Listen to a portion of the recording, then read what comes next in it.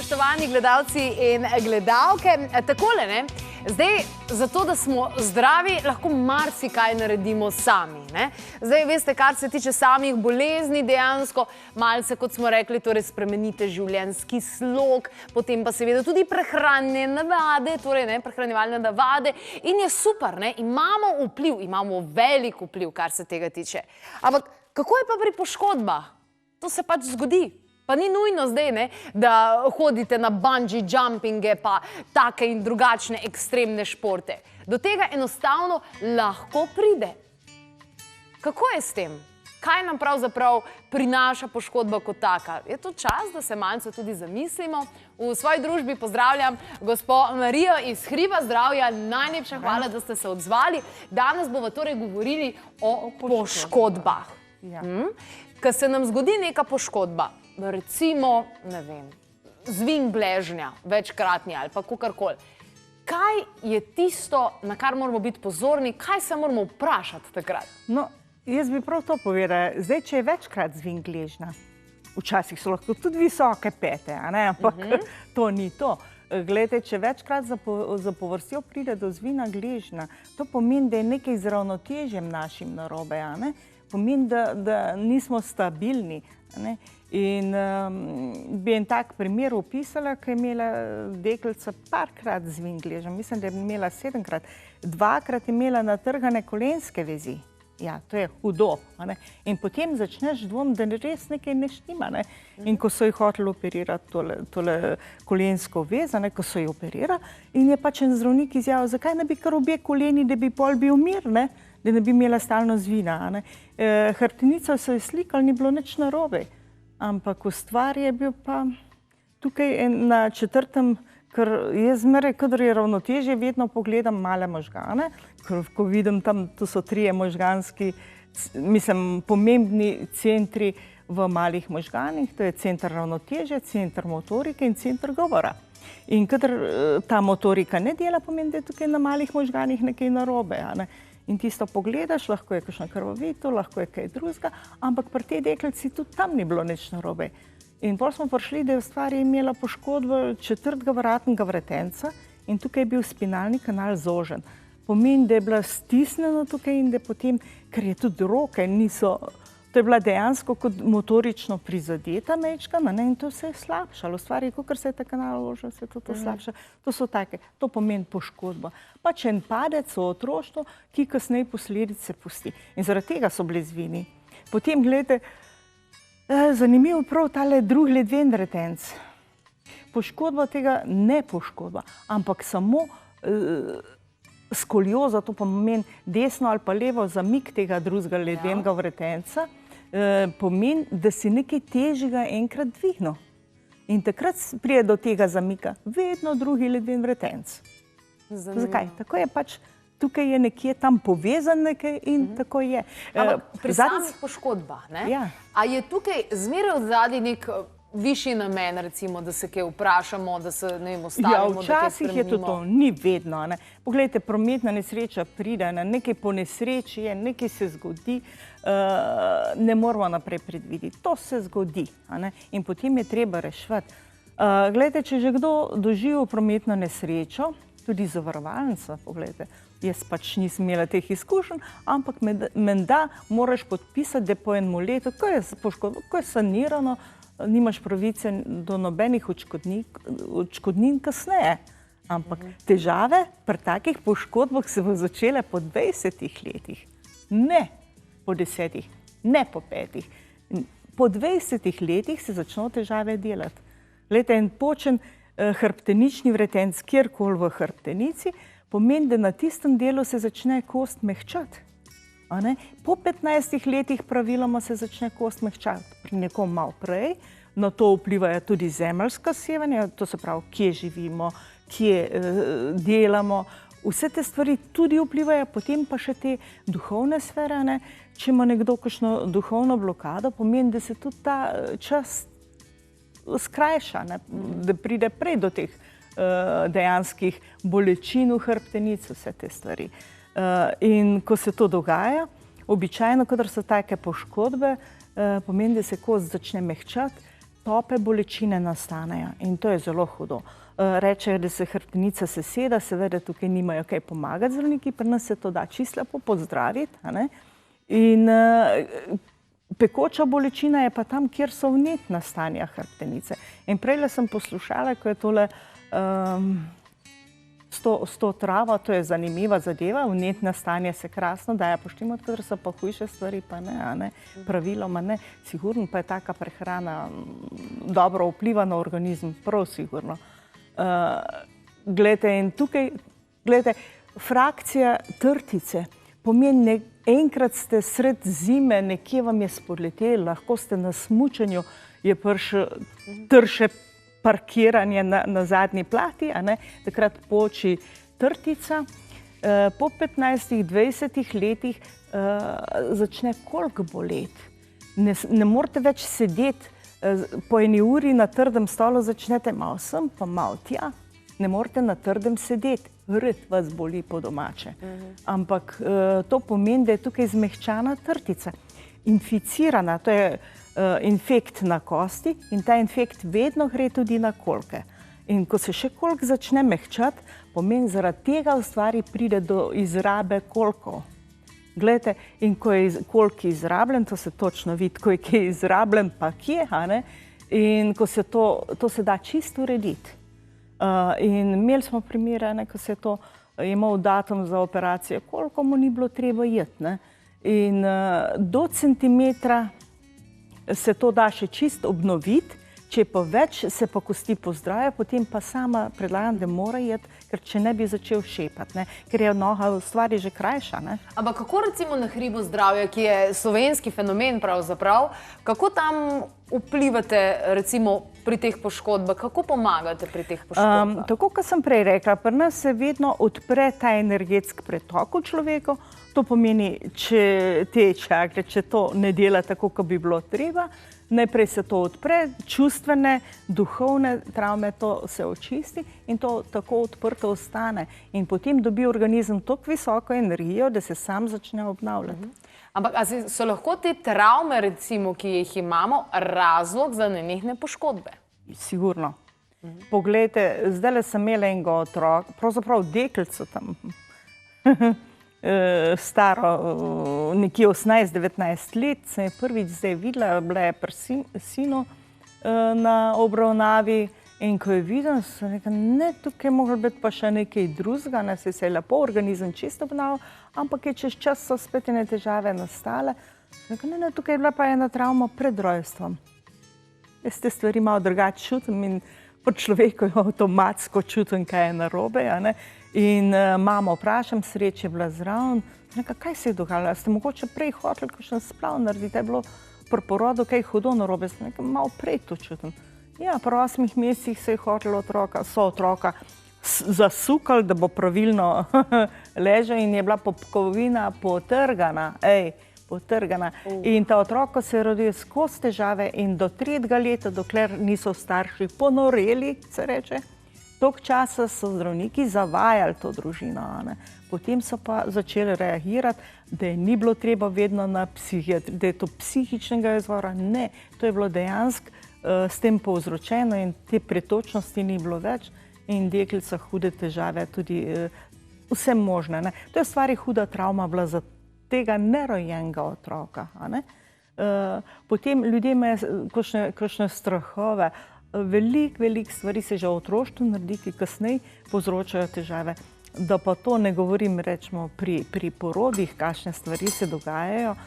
Jaz vedno opozarjam ženske, ne dovolite umetnih popadkov. Če jih pa že imate, pridite na korekcijo.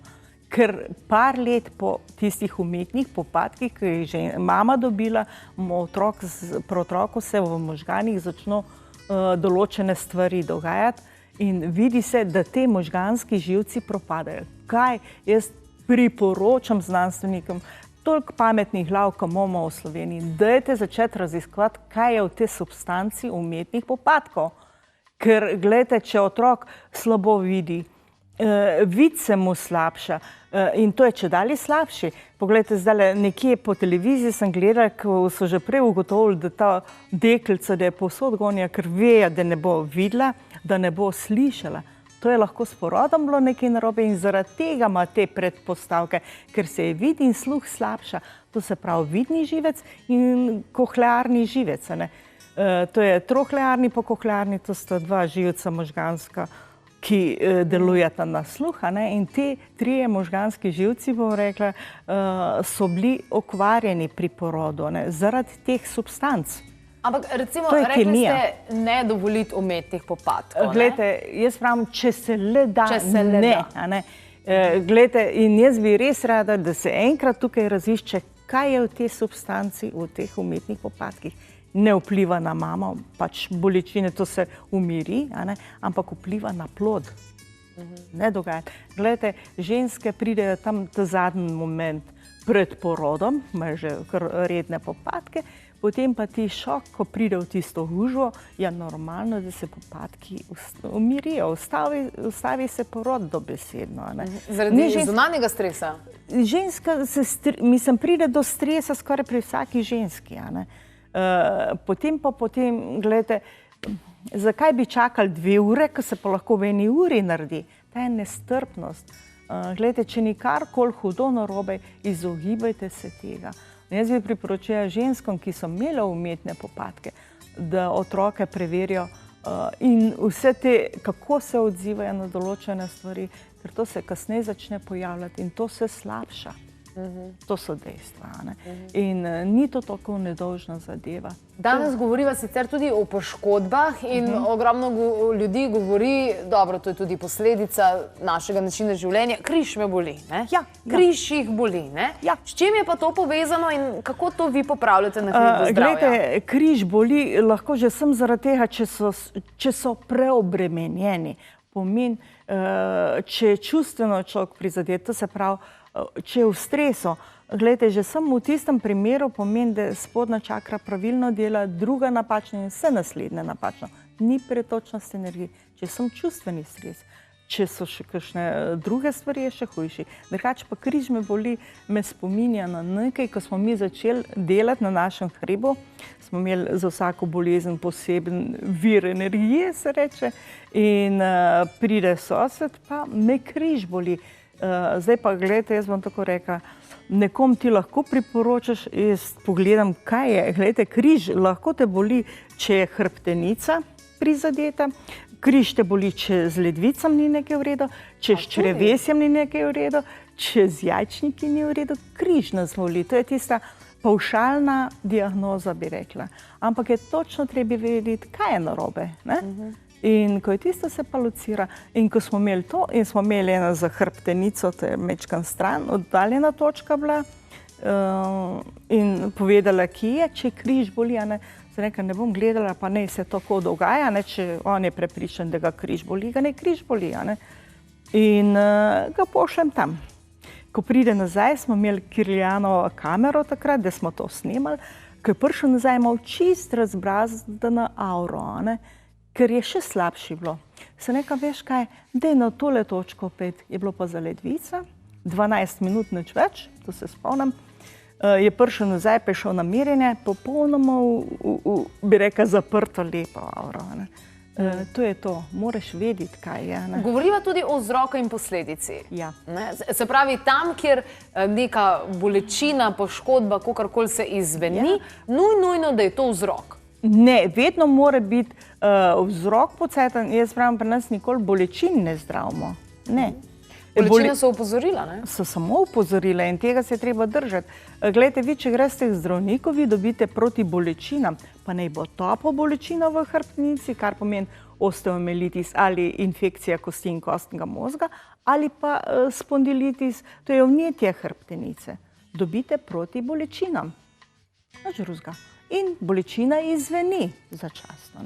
V bistvu ne izveni, ostane samo je, ne čutimo, ne? Čutimo je, ne? In to je super, ne? In gledajte, ljudje so prizadeti, če imajo bolečino, ne bolezen. bolečina je tista, ki nas najeda, ne bolezen. Bolezen je postranska, ampak v stvari je vzrok za tisto bolečino, je treba iskati. Ali pa gledajte, glih tako, en zob nekje vnet, pa imamo mi lahko dojko povečano. Ja, to so take stvari. Zanimivo, da sem imela zdaj eno tako hudo izkušnjo pri enem fantu, 23 let star. Preko reda smo ga vzeli, ker je prosil, ker ima take bolečine in ga v dimljah boli, pa to poln potret. In kaj je bilo? Bil je pri urologu 3-krat. Glejte, noben mošk ne bo šel k urologu, če niso težave. Še ženske ne gremo. Absolutno. Ne pa, da bi moški šel nekaj kazati, kar... Ja, seveda. No, ampak stvar je bila pa kar hudo resna in tukaj je imel eno modo, se mu dolgo ni spustilo, ampak to modo so opazovali, pa ni bilo nič posebnega. Sem rekel, ne, levo modo je prizadeto. Ni imel nekje 30% povečano, ampak ker je tisto manjše, pa to večje. In so pol verjetni urolog kar mislil, da je nekaj tazga. Ampak ta fant je imel raka na modu, raka na tem modu, HPV virus, to za povrhu. In mislim, da je bila ledvica tudi obolela. Je bila ledvica, nadledvičnica je bila, ja. In kaj je bilo potem?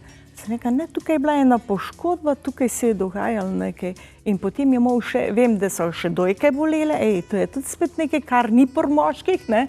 V stvari prsa, ne dojke, to, da se zastopimo. To je drugo, da se popravi. In je imel natečene in boleče. In spet to ne more noben zdravnik dojeti, ne, da je to lahko pri moških. In pol mislim, da so ga tako tretirali, kot da je majčken spremenjen, ne. Glejte, tudi če bi bil, ni bi bilo nič posebnega. Ampak ta fant je v stvari imel en zob, ki je bil prizadet. Glejte, zaradi tega zobu je prišlo vnetje na dojko, in to so limfni vozliči na prsih, ker je spodnja čeljust povezana z limfnim sistemom. In je prišlo do povečane dojke in boleče, spet smo rekli dojke. Prsi so to. In to je bilo. Tukaj je bilo pa resno, ampak je v stvari bila nadledvičnica obolela in zaradi tega je prišla ta zadeva še na modo. In sem rekla, ja, pa tudi vstati, ko vstaneš, ko sediš, ti je noga gluha, ti otrne. Rekla, ja, se mu je čudno zdelo, kako moram jaz vedeti. Sem rekla, zato, ker je tudi ta bezgavka povečana v dimljah. In to je logična posledica. Sem rekla, in kaj je tukaj s tem bilo? S hrbtenico je bilo nekaj narobe, a si kaj težjega dvignil kdaj, ker to je bil le mlad dečko še. Pol so pa šla nazaj gledati, pri 9 letih se je obešal za tiste kole, ki so se včasih pred nekimi bloki tepihi klofali, in je rekel, ne, roka sem imel zlomljena. In pol so prišli, zakaj sem imel roka zlomljena? Zato, ker ko se je obešal, ga je zasekalo v hrbtenic in je padel dol, pa se je roka zlomila. Vse povezano. Ja.